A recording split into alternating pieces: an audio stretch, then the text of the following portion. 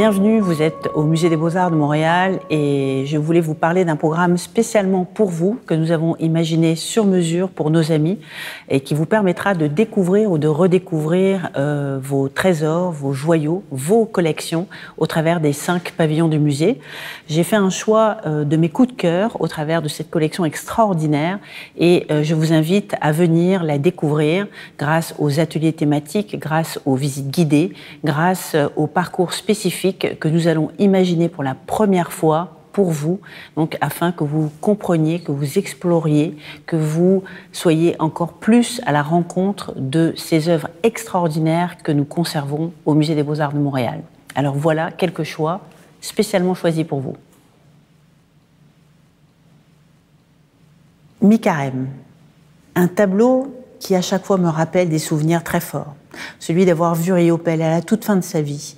Il était dans cette île, au milieu du Saint-Laurent, un vieil homme, déjà donc parti, et pourtant cette peinture tellement forte. Et ce tableau, un tableau d'atelier. C'est un tableau donc qui m'évoque cet atelier que j'avais pu visiter, qui se trouve à l'île aux Grues, qui était dans un territoire séparé de la terre à plusieurs fois par jour, au rythme des marées.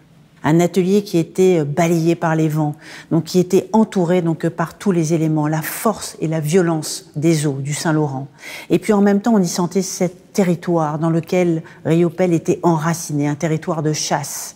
On voyait dans l'intérieur de l'atelier, autour d'un chauffe-eau rose à l'ancienne, un vieux poêle si vous voulez, qui était d'une couleur absolument incongrue, des animaux empaillés suspendus au plafond et toutes les traces de peinture d'aérosol. On devinait le peintre en action. Et c'est exactement ce type de peinture qu'en 1990, Riopelle faisait.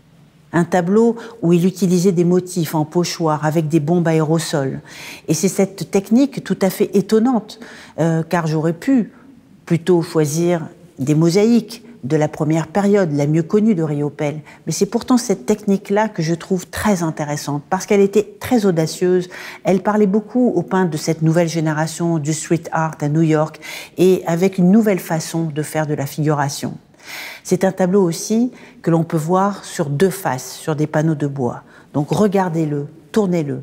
Et puis, un clin d'œil, si vous allez à l'épicerie, demandez le fromage Riopelle, parce que vous verrez, le tableau qui se trouve sur l'emballage, eh bien, c'est Mi-Carême.